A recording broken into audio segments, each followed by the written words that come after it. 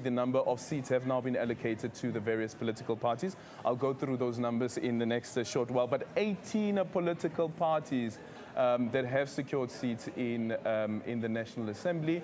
Unfortunately, no independent candidate has made it, even though there was an amendment to the legislation, of course, to allow independent candidates to contest these elections. Let's now speak to Xolile George, who is the Secretary of Parliament.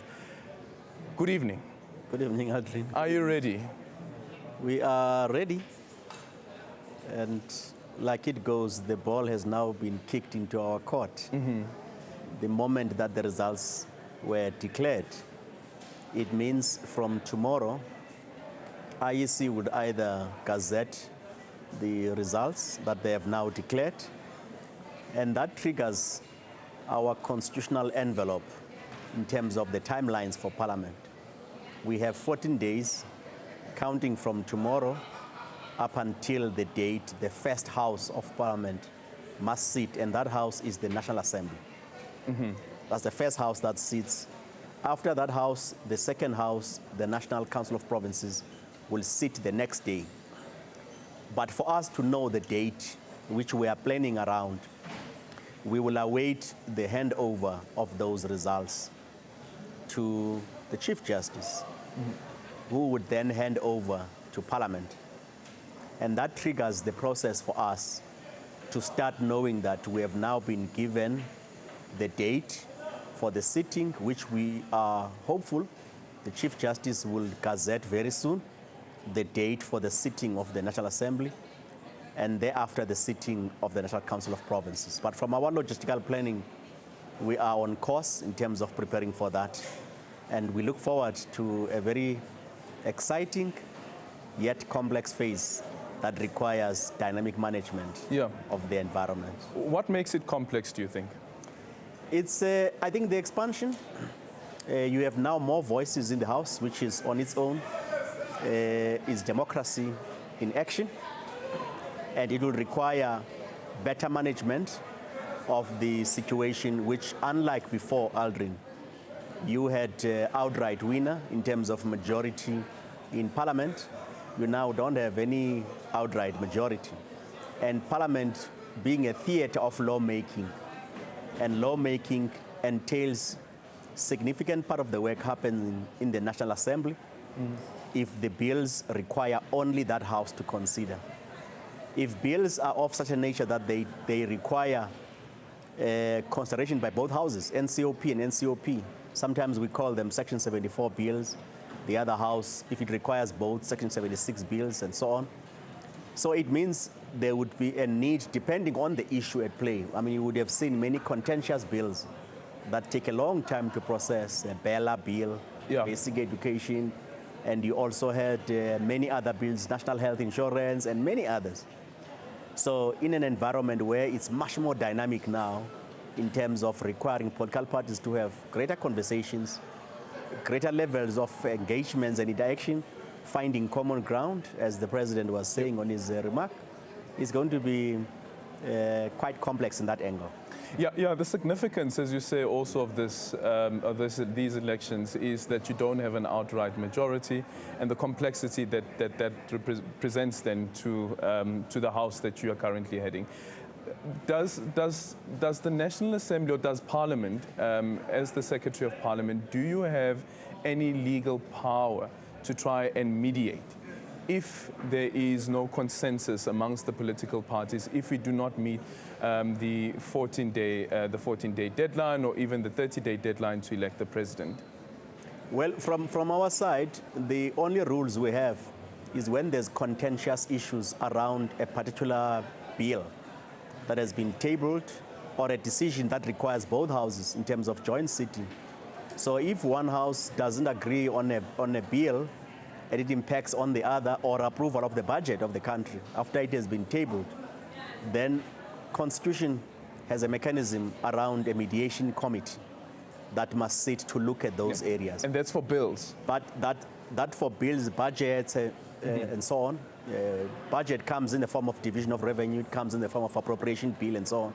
So the Constitution creates that mechanism in terms of mediations committee, so that parties can then meet in case the other house makes decision, it sends back to the other house says, no, we're not going to effect any changes. Then the mediation committee procedure kicks in that allows for that particular matter to be mediated. However, agreements of parties, that's not what the Constitution envisages. It envisages disagreement on a matter.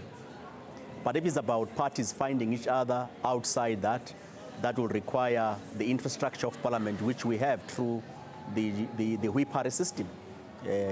Whips of each of the parties can convene under the Chief Whips Forum, try and find answers. But sometimes political parties can reach to each other on a bilateral basis, or they can form whatever that is required to be looked at to try and reach out and find each other before matters get inside the House. Because once they are inside the House, Aldrin, they are adjudicated in terms of the rules of the House. So no other instrument is used other than rules, procedures, and what governs operations on a sitting, in a committee or sitting in a House or plenary. Okay, so does it mean that you don't have powers to mediate over an agreement to try and find a president or an election of a president so that Parliament can start doing its work? You don't get involved there? No. There's a process that will be governing the election of all office bearers. The Chief Justice has gazetted rules now, which will govern the first sitting of the National Assembly. They will also govern the sitting of the National Council of Provinces. They will also govern the sittings of all provincial legislatures. So those have been done.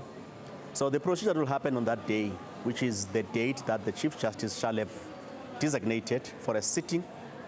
On the basis of that date, the first order of proceedings will be the issue of tabling the rules, looking at what will govern the proceedings, and then on the basis of that, then conduct the swearing of members, because you must first swear all the members, so that they are now honorable members of the House.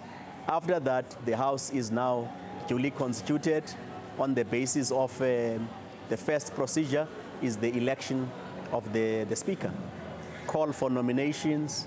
If you have got one candidate, call for nominations. Sometimes you might get 3 or 5 candidates, and that procedure is by secret ballot.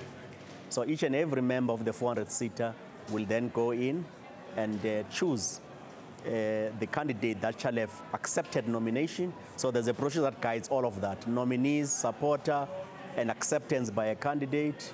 And then the balloting process starts in, when we will prepare the balloting process ourselves to make sure that, guided by the rules set by the Chief Justice, we administer the elections as Parliament, and make sure that after that process has been done, adjournment of the proceedings, and so that counting must take place. Come back counting, result slips are handed over to Chief Justice. Chief Justice pronounces on the election of the Speaker. Once the Speaker is elected, then thereafter, the Speaker now takes the podium as a seat in terms of chairing, then preside over the nominations for the Deputy Speaker of the Assembly. That process is completed. After that, then you now have a duly constituted House, which then the Chief Justice will then, after that, come back to the podium and be able now to preside over the nominations for a candidate as President of the Republic. One candidate, 2 candidates, 5, whatever the number that shall have stood up and made themselves available, supported, and accepted as such. So on the basis of that, then the same election procedure happens. Then the results will then be announced by the Chief Justice. Just quickly explain to us the procedure around Schedule 3. This is now the election procedure, and this is now in terms of the limitations, elimination procedure when it comes to the election of the president. How exactly does it work? So in terms of that process, there may be a candidate, there may be 2 candidates.